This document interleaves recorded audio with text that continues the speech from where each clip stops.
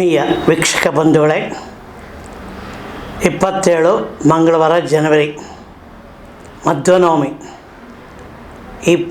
ಈ ಒಂದು ವಿಶೇಷ ಕಾರ್ಯಕ್ರಮ ಭಾರತ ದರ್ಶನ ಮಾಲಿಕೆಯಲ್ಲಿ VK ಡಿಜಿಟಲ್ ನ್ಯೂಸ್ ಚಾನಲ್ ದ್ವಾರ ಈ ಮಧ್ವನವಮಿಯ ವಿಶೇಷತೆಗಳು, ಮಧ್ವನವಮಿಯ ಒಂದು ಕಾರಣಕರ್ತರು ಮತ್ತು ಮಧ್ವಾಚಾರ್ಯರ ಜೀವನ, ಈ ಒಂದು ವಿಷಯವಾಗಿ ನಿಮ್ಮ ಮುಂದೆ ವಿಷಯಗಳನ್ನು ಪ್ರಸ್ತುತಪಡಿಸ್ತಾ ಇದ್ದೀನಿ. ನಾನು ಯಲಹಂಕದ KS ಶಿವಕುಮಾರ್. ಶ್ರೀ ಗುರುಭ್ಯೋ ನಮಃ. ಹರಿ ಓಂ. ವಾಯುಜೀವೋತ್ತಮ, ಹರಿ ಸರ್ವೋತ್ತಮ. ಈ ಸಿದ್ಧಾಂತ ಇಟ್ಕೊಂಡು ಶ್ರೀಮನ್ ಮಧ್ವಾಚಾರ್ಯರು ಈ ಒಂದು ದ್ವೈತ ಸಿದ್ಧಾಂತವನ್ನು, ದ್ವೈತ ಸಾಮ್ರಾಜ್ಯವನ್ನು ನಮಗೆ ಕೊಟ್ಟಿದ್ದಾರೆ. ಮಾಘ ಶುದ್ಧ ಶುಕ್ಲ ಪಕ್ಷ ನವಮಿ, ಇದು ಮಧ್ವನವಮಿ ಅಂತ ಕರಿತೀವಿ. ಮಧ್ವಾಚಾರ್ಯರು ದ್ವೈತ ಸಾಮ್ರಾಜ್ಯದ ಪ್ರವರ್ತಕರು. ಸುಮಾರು 80 ವರ್ಷಗಳ ಕಾಲ ನಮ್ಮೊಂದಿಗೆ ಇದ್ದರು. ಈಶ್ವರನಾಮ ಸಂವತ್ಸರ 1280 ಅಂದು ಅವರು ಉಡುಪಿಯ ಅನಂತೇಶ್ವರ ದೇವಾಲಯದಲ್ಲಿ ಐತರೋಪನಿಷತ್ ಪಾಠ ಮುಗಿದ ನಂತರ ಕಣ್ಮರೆಯಾಗ್ತಾರೆ. ಈ ಒಂದು ಕಾರಣಕ್ಕಾಗಿ ಮಧ್ವನವಮಿ ಆಚರಣೆಗೆ ಬಂತು. ಮಧ್ವಾಚಾರ್ಯರ ಬಾಲ್ಯದ ಹೆಸರು ವಾಸುದೇವ. ಇವರ ತಂದೆಯ ಹೆಸರು ಮಧ್ಯಗೇಹ ಭಟ್ಟರು. ತಾಯಿ ಹೆಸರು ವೇದಾವತಿ ಅಥವಾ ಸತ್ಯವತಿ ಅಂತ ಕರೀತಾರೆ. ಈ ಮಧ್ಯಗೇಹ ಭಟ್ಟರಿಗೆ ಮತ್ತು ವೇದಾವತಿಯವರಿಗೆ 5 ಜನ ಮಕ್ಕಳು. 5ರಲ್ಲಿ 4ನೇಯವರೇ ವಾಸುದೇವ. ಈ ವಾಸುದೇವ ಅವರ ಜನನ ಆಶ್ವೀಜ ಮಾಸ ಶುಕ್ಲ ಪಕ್ಷ ದಶಮಿ ಬುಧವಾರ ಆಗತ್ತೆ, 12 ಗಂಟೆಗೆ. ಅದು ವಿಜಯದಶಮಿ. ಅಭಿಜಿತ್ ಲಗ್ನದಲ್ಲಿ ಮಧ್ಯಾಹ್ನ 12 ಗಂಟೆಗೆ ವಿಜಯದಶಮಿ ದಿನ ಈ ಒಂದು ಶ್ರೀ ಮಧ್ವರು ಒಂದು ಅವತಾರವಾಗತ್ತೆ. ಸುಮಾರು 37 ಕೃತಿಗಳನ್ನು ರಚಿಸಿದ್ದಾರೆ ಶ್ರೀಮನ್ ಮಧ್ವಾಚಾರ್ಯರು. ಹೀಗೆ ಶ್ರೀಮನ್ ಮಧ್ವಾಚಾರ್ಯರು ನಮಗೆ ಒಂದು ಲೋಕದ ಬೆಳಕು, ಲೋಕಕ್ಕೆ ಒಂದು ಬೆಳಕಾಗಿದ್ದಾರೆ. ಇವರ ಆಶ್ರಮ ಗುರುಗಳು ಅಚ್ಯುತ ಪ್ರೇಕ್ಷಕರು ಅಂತ. ಸನ್ಯಾಸಮ ಸ್ವೀಕರಿಸಿದ್ದು ಸೌಮ್ಯನಾಮ ಸಂವತ್ಸರ ವೈಶಾಖ ಮಾಸ ಶುದ್ಧ ತ್ರಯೋದಶಿ ದಿನ ಆಗತ್ತೆ ಅಂದು ಆಶ್ರಮ ಸ್ವೀಕರಿಸ್ತಾರೆ. ಆಗ ಇವರಿಗೆ ಪೂರ್ಣ ಪ್ರಜ್ಞರು ಅಂತ ನಾಮಕರಣವಾಗತ್ತೆ. ಆಶ್ರಮ ಸ್ವೀಕರಿಸಿದ್ರ ಪೂರ್ಣ ಪ್ರಜ್ಞರು. ವೇದಾಂತ ಸಾಮ್ರಾಜ್ಯ ಪಟ್ಟಾಭಿಷೇಕಕ್ಕೆ ಪೂರ್ವ ನಮ್ಮ ಅಚ್ಯುತ ಪ್ರೇಕ್ಷಕರನ್ನ ಆನಂದ ತೀರ್ಥರು ಅಂತ ನಾಮಕರಣ ಮಾಡ್ತಾರೆ. ಮುಖ್ಯ ಸಿದ್ಧಾಂತ ಇವರದು ದ್ವೈತ ತತ್ವ ಸಿದ್ಧಾಂತ. ಹರಿ ಸರ್ವೋತ್ತಮ ಮತ್ತು ವಾಯುಜೀವೋತ್ತಮ. ಶ್ರೀ ಮಧ್ವಾಚಾರ್ಯರು 8ನೇ ವಯಸ್ಸಿನಲ್ಲಿ 80ನೇ ವಯಸ್ಸಿನಲ್ಲಿ ಅವರ ನಿರ್ಗಮನವಾಗುತ್ತೆ. ಮಧ್ವಾಚಾರ್ಯರ ಕುರಿತು ಹಲವಾರು ಪ್ರಮುಖ ವಿಷಯಗಳಿದೆ. ಭಾಗ 1, ಭಾಗ 2 ಅಂತ ಇದನ್ನು ವಿಂಗಡಿಸ್ಕೊಂಡಿದ್ದೀವಿ. ಭಾಗ 1ರಲ್ಲಿ ಶ್ರೀಮನ್ ಮಧ್ವಾಚಾರ್ಯರ ಮಠಗಳು ಮತ್ತು ಅವರ ಜೀವನ ಚರಿತ್ರೆ.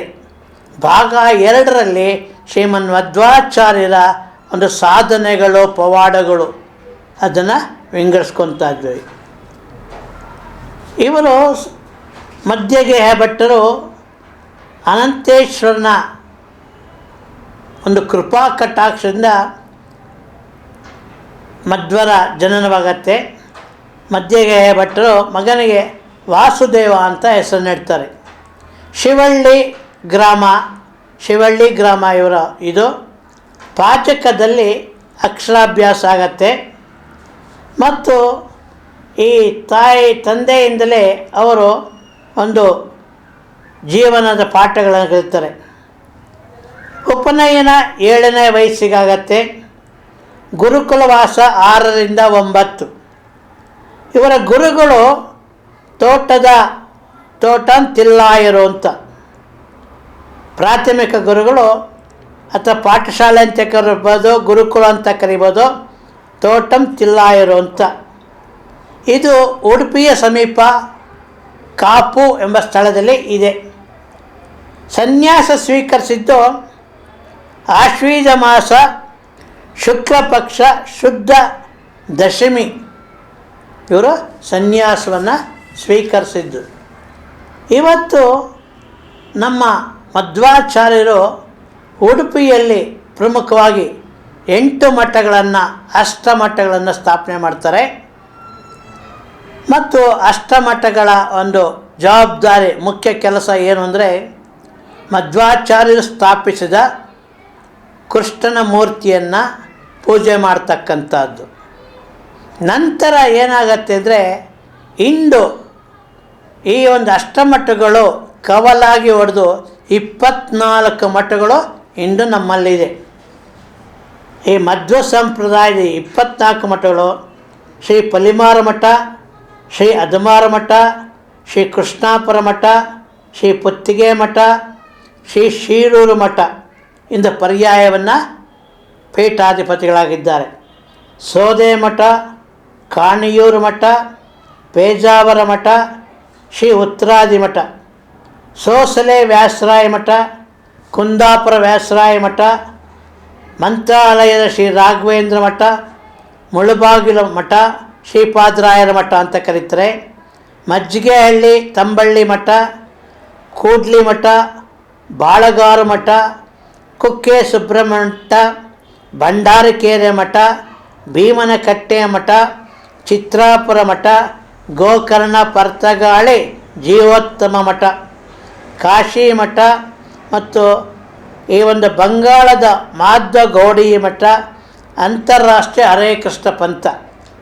ಹೀಗೆ ಮಧ್ವ ಮಠದ ಒಂದು ಸಂಪ್ರದಾಯವನ್ನು ಇವರು ಮುಂದುವರಿಸ್ಕೊಂಡು ಹೋಗ್ತಾ ಇದ್ದಾರೆ.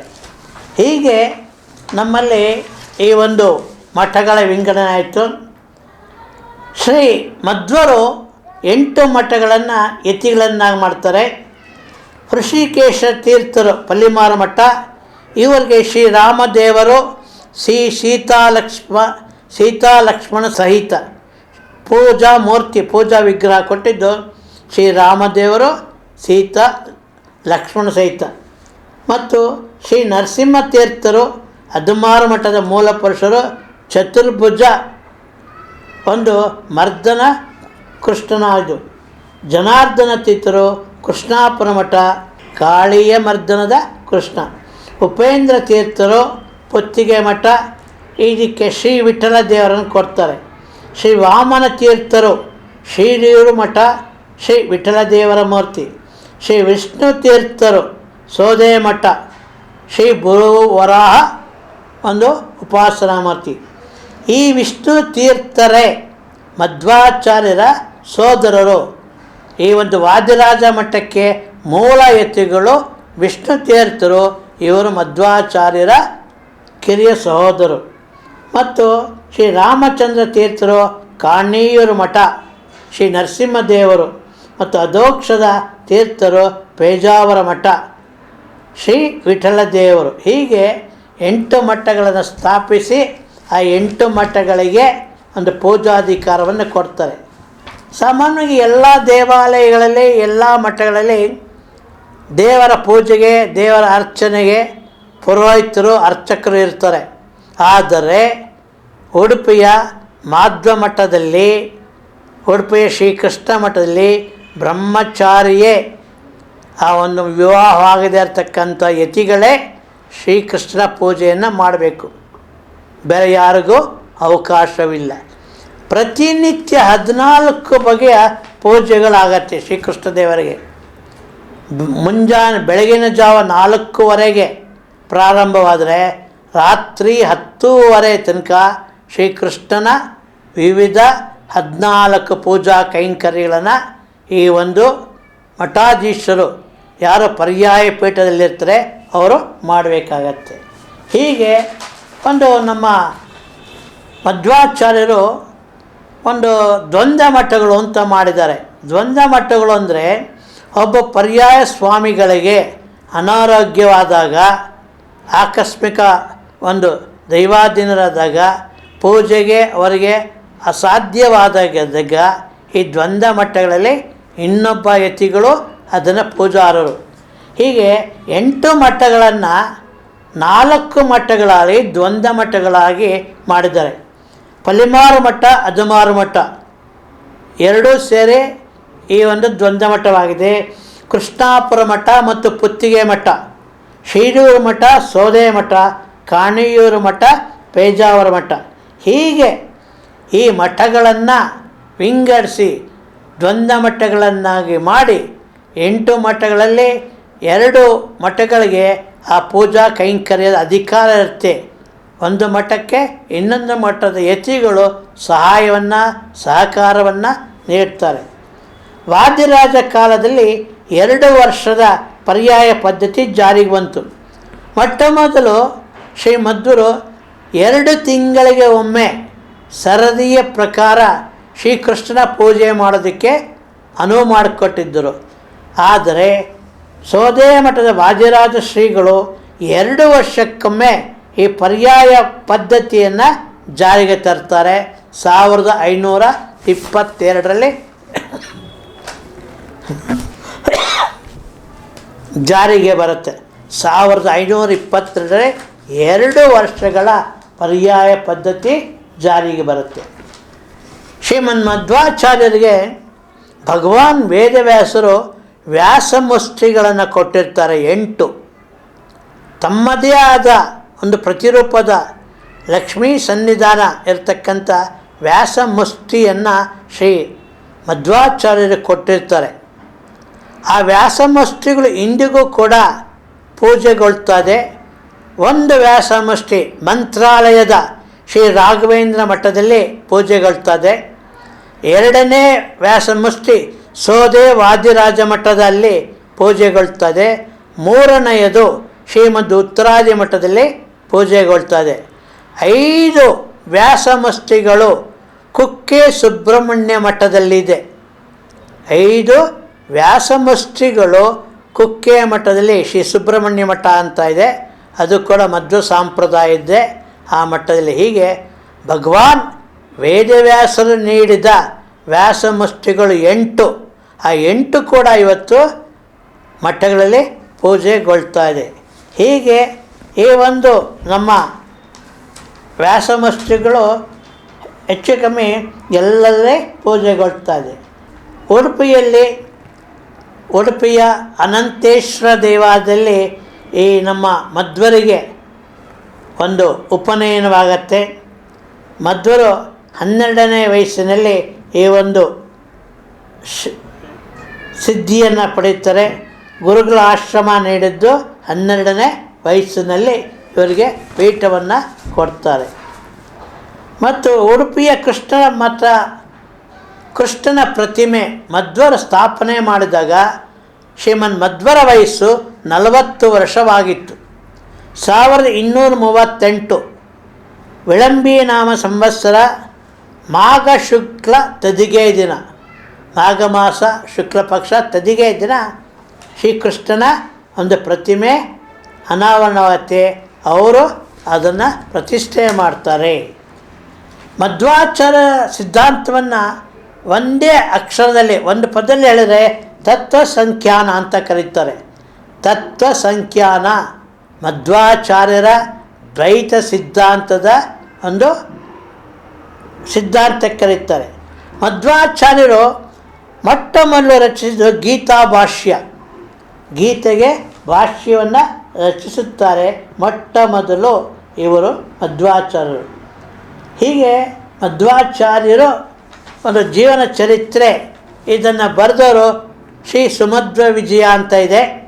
ನಾರಾಯಣ ಪಂಡಿತಾಚಾರ್ಯರು ತ್ರಿವಿಕ್ರಮ ಪಂಡಿತಾಚಾರ್ಯರ 3ನೇ ಮಕ್ಕಳು ಇವರು ನಾರಾಯಣ ಪಂಡಿತಾಚಾರ್ಯರು ಅಂತ.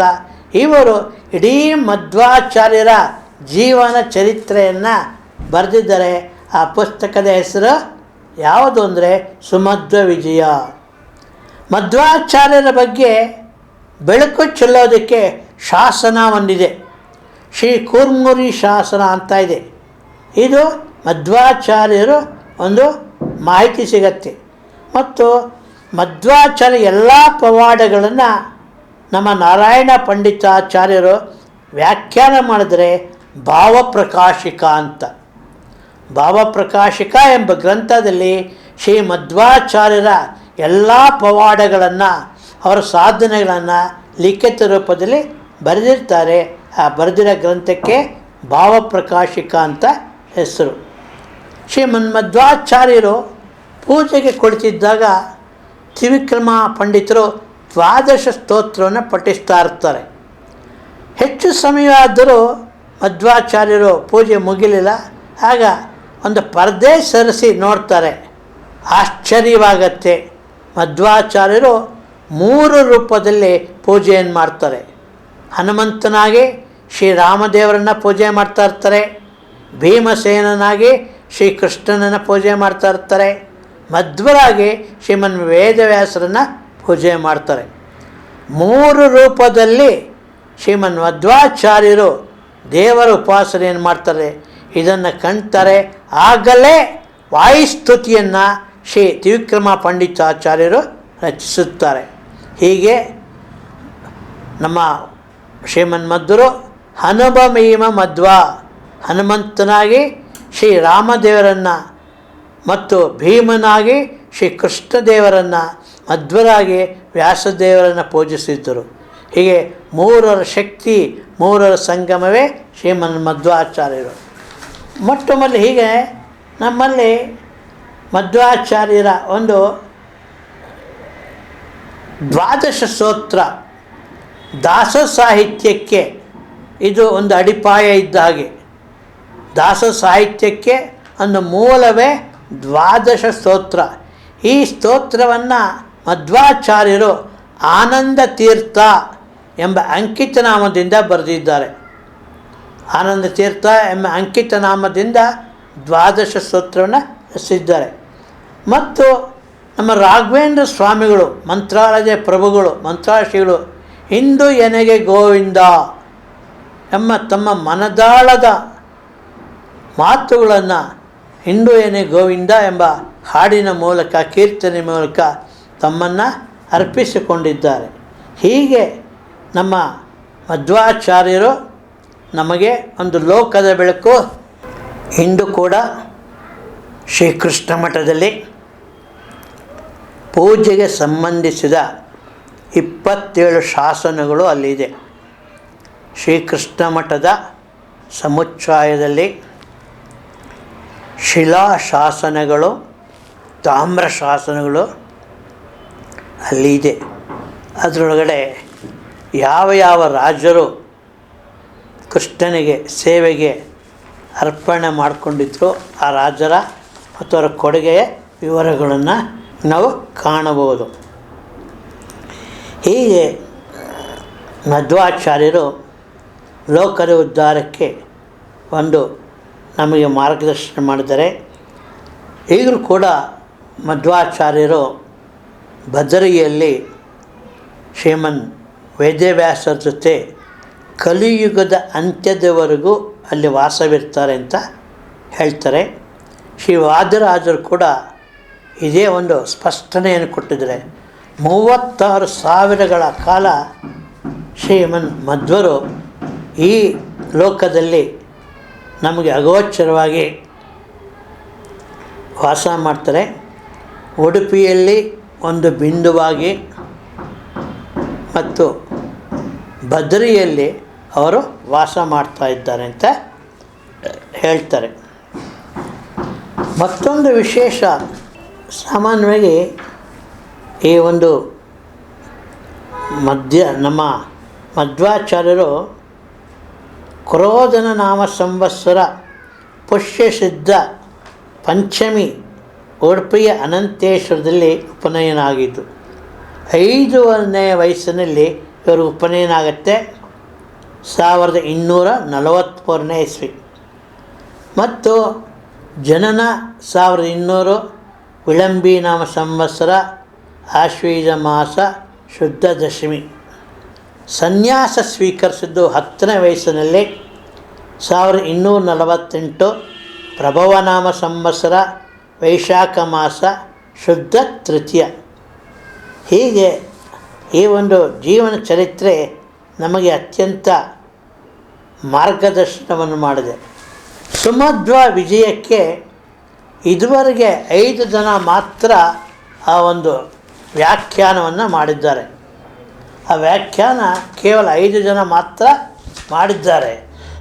ಅಂತಹ 5 ಜನ ಪ್ರಮುಖರಲ್ಲಿ ನಮ್ಮದೇ ಆದ ಒಂದು ನಮ್ಮ ಧರ್ಮಪತ್ನಿಯಾದ ಉಷಾಮಣಿಯವರ ವಂಶಸ್ಥರಾದ ಶ್ರೀ ಏರಿ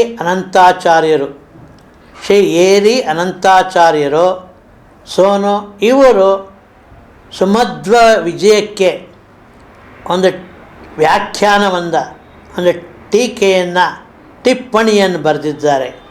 ಶುಭ ಭರಣಿ ಎಂಬತಕ್ಕಂಥ ಕೃತಿ. ಏರಿ ಆಚಾರ ಅಂತ ಒಂದು ಕುಟುಂಬ.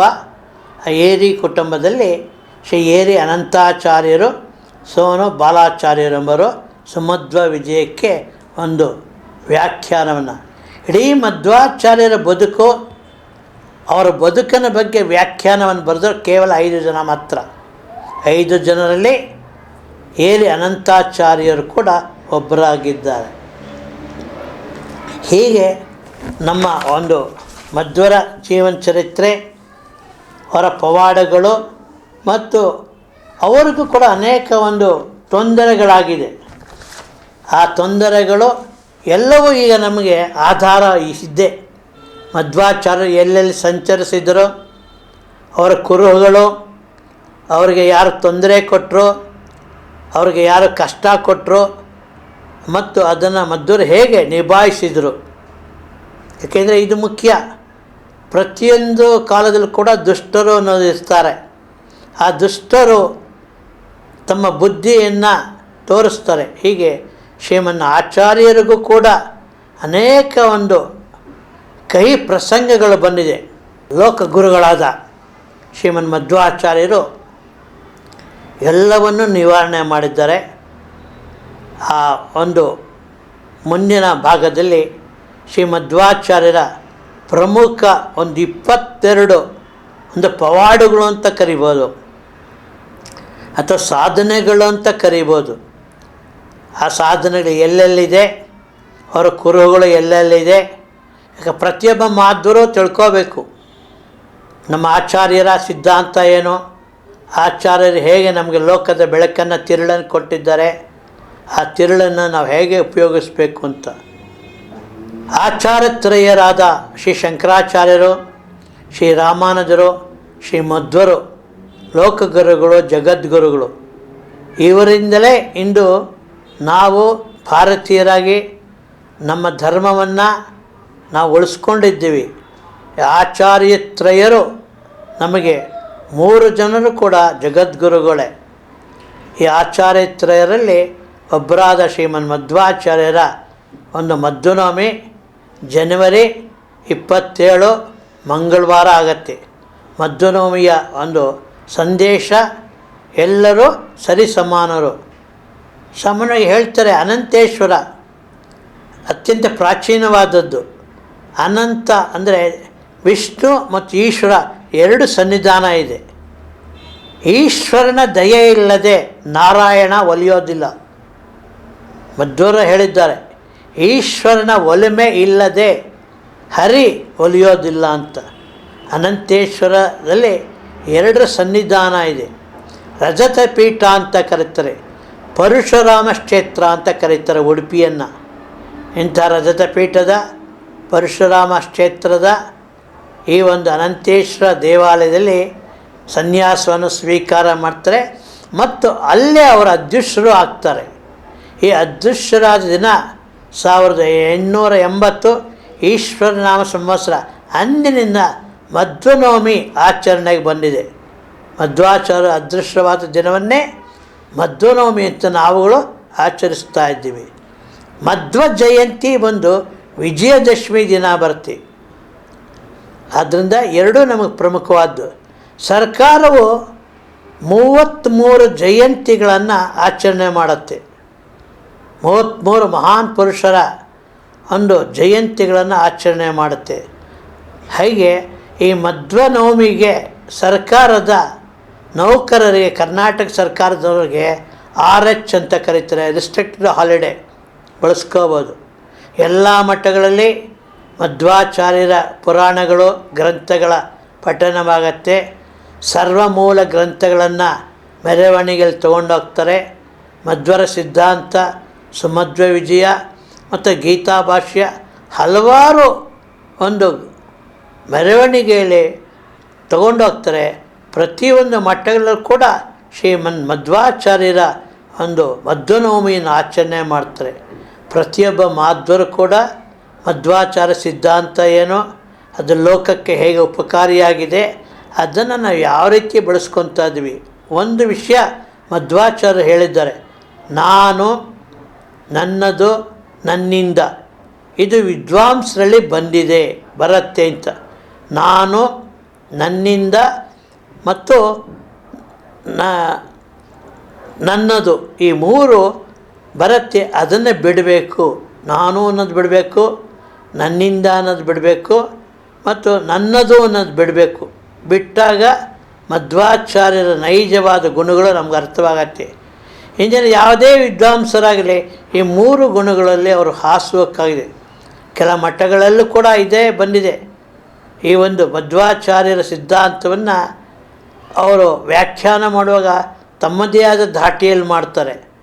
ಏನು ಶ್ರೀಮನ್ ಮಧ್ವರು ಹೇಳಿದ್ದಾರೆ, ಭಗವಂತನಲ್ಲೇ ತಾರತಮ್ಯ, ಎಲ್ಲ ದೇವರೆಲ್ಲ ವಂದಿಸಬೇಕು ಮತ್ತು ಈ ಒಂದು ಸರ್ವೋತ್ತಮ ಗುಣವನ್ನು ಅರ್ಥ ಮಾಡಿಕೊಂಡು ಪೂಜಿಸಬೇಕು. ಹರಿ ಸರ್ವೋತ್ತಮ ಎಂಬ ಸಿದ್ಧಾಂತವನ್ನು ಇಟ್ಕೋಬೇಕು. ತಾರತಮ್ಯವನ್ನು ಇಟ್ಕೊಂಡು ಪೂಜೆ ಮಾಡಬೇಕು. ಎಲ್ಲ ದೇವರಲ್ಲೂ ವಂದಿಸಬೇಕು. ಧನುಷ್ಕೋಟಿಗೆ ಬರ್ತಾರೆ, ರಾಮೇಶ್ವರಕ್ಕೆ ಬರ್ತಾರೆ, ಈಶ್ವರನನ್ನು ಪೂಜೆ ಮಾಡ್ತಾರೆ. ಶ್ರೀರಂಗಕ್ಕೆ ಬರ್ತಾರೆ, ರಂಗನಾಥ ಸ್ವಾಮಿಯನ್ನು ಪೂಜೆ ಮಾಡ್ತಾರೆ. ಬದ್ರಿಗೆ ಬರ್ತಾರೆ, ಬದ್ರಿಯಲ್ಲಿ ವೇದವ್ಯಾಸನ ಪೂಜೆ ಮಾಡ್ತಾರೆ. ಹೀಗೆ ನಮ್ಮ ಶ್ರೀಮನ್ ಮಧ್ವರು ದೇವತೆಗಳಲ್ಲಿ ಒಂದು ಗುಣಗಳ ವಿಶೇಷತೆಗಳನ್ನು ಹೇಳಿದ್ದಾರೆ. ಮುಂದಿನ ಭಾಗದಲ್ಲಿ ಸುಮಾರು 25 ಸಾಧನೆಗಳು ಮಧ್ವರು ನಮಗೇನು ಮಾಡಿದ್ದಾರೆ. ಆ ಮಧ್ವರಿಗೆ ಅನೇಕ ಕಿರುಕುಳವನ್ನು ಕೊಟ್ಟಿದ್ದಾರೆ. ಆ ಕಿರುಕುಳವನ್ನು ಅವರು ಹೇಗೆ ನಿವಾರಣೆ ಮಾಡಿಕೊಂಡ್ರು. ಪ್ರತಿಯೊಂದು ಕಾಲದಲ್ಲೂ ದುಷ್ಟರು ಇದ್ದೇ ಇರ್ತಾರೆ. ಆ ದುಷ್ಟರನ್ನು ನಿವಾರಿಸಿ ದ್ವೈತ ಮತ್ತು ಸಾಮ್ರಾಜ್ಯವನ್ನು ನಮಗೆ ನೀಡಿದ್ದಾರೆ ಶ್ರೀಮನ್ ಮಧ್ವಾಚಾರ್ಯರು. ಹರಿಸರ್ವೋತ್ತಮ, ವಾಯು ಜೀವೋತ್ತಮ ಮುಖ್ಯ ಸಿದ್ಧಾಂತ. ಇದನ್ನು ಹೇಳುತ್ತಾ ನಾನು ನನ್ನ ಮಾತುಗಳನ್ನು ಮುಗಿಸುತ್ತೇನೆ. ಮುಂದಿನ ಭಾಗದಲ್ಲಿ ಮಧ್ವರ ಪವಾಡಗಳು, ಈಗಲೂ ಕೂಡ ಕುರುಹುಗಳು ನಮ್ಮಲ್ಲಿ ಸಿಗತ್ತೆ. ಎಲ್ಲೆಲ್ಲಿ ಮಧ್ವಾಚಾರ್ಯ ಸಂಚಾರ ಮಾಡಿದರು, ಅಲ್ಲಿ ಏನಾಯಿತು ಘಟನೆಗಳನ್ನು ಸೂಕ್ಷ್ಮವಾಗಿ ಸಂಕ್ಷಿಪ್ತವಾಗಿ ಭಾಗ 2ರಲ್ಲಿ ಹಂಚ್ಕೊಳ್ತಾ ಇದ್ದೀನಿ. ದಯಮಾಡಿ ಪ್ರತಿಯೊಬ್ಬರು ಕೂಡ ದೇವರು ಒಬ್ಬನೇ, ನಾಮ ಹಲವು. ಆದ್ದರಿಂದ ದೇವರಲ್ಲಿ, ಈಶ್ವರನಲ್ಲಿ ಮತ್ತು ವಿಷ್ಣುವಲ್ಲಿ ತಾರತಮ್ಯ ಮಾಡದೆ ಮಧ್ವರು ಸ್ಪಷ್ಟವಾಗಿ ಹೇಳಿದ್ದಾರೆ. ಈ ಶಿವನು ಮತ್ತು ನಾರಾಯಣ ವಿಷ್ಣು ಒಂದೇ, ಅದರಲ್ಲಿ ತಾರತಮ್ಯ ಮಾಡಬಾರ್ದು ಅಂತ. ಆದರೆ ಕೆಲವರು ಮಾಡ್ತಾರೆ, ಇದನ್ನು ಬಿಡಬೇಕು. ಶಿವ ಮತ್ತು ವಿಷ್ಣು ಎರಡೂ ಒಂದೇ ಅಂತ ತಿಳಿಸುತ್ತಾ ಮುಂದಿನ ಭಾಗ ಮಧ್ವರ ಪವಾಡಗಳನ್ನು ಹೇಳ್ತೀನಿ. ಎಲ್ಲರೂ ಈ ವಿಷಯವನ್ನು ಹಂಚ್ಕೋಬೇಕು. ಮಧ್ವರ ಗ್ರಂಥಗಳು 37 ಇದೆ. ಆ 37 ಅಧ್ಯಯನ ಮಾಡಬೇಕು, ಮನೆಯಲ್ಲಿ ಇಟ್ಕೋಬೇಕು. ತಮ್ಮ ಒಂದು ಪರಂಪರೆಗೆ, ನಮ್ಮ ಮುಂದಿನ ಜನಾಂಗಕ್ಕೆ ಮಧ್ವರ ಕೃತಿಗಳ ಪರಿಚಯ ಮಾಡಿಕೊಳ್ಬೇಕು. ವಿದ್ವಾಂಸರು, ಮಠಗಳು ಅಷ್ಟೇ ಮಧ್ವರ ಒಂದು ಸಿದ್ಧಾಂತವನ್ನು ಜಾರಿಗೆ ತರಬೇಕು. ಮಠಗಳು, ಮಠಾಧೀಶರು ಕೂಡ ಮಧ್ವರ ಒಂದು ನಿಲುವು ಏನಿತ್ತು, ಮಧ್ವರ ಒಂದು ಕೊಡುಗೆ ಏನಿದೆ, ಜನಸಾಮಾನ್ಯರಿಗೆ ಅದು ಹೋಗಬೇಕು. ಹಳ್ಳಿಯಿಂದ ದಿಲ್ಲಿಯ ತನಕ ವಿಶ್ವಕ್ಕೆ ಒಂದು ಗುರುವಾದ ವಿಶ್ವಗುರುಗಳಾದ ಮಧ್ವರ ಜೀವನ ಸಂದೇಶ ಮುಂದಿನ ಭಾಗದಲ್ಲಿ ಇಂತಿ ನಿಮ್ಮವನೇ ಆದ ಯಲಹಂಕದ ಕೆ ಎಸ್ ವಿಜಯಕುಮಾರ್ ವಂದನೆಗಳೊಂದಿಗೆ.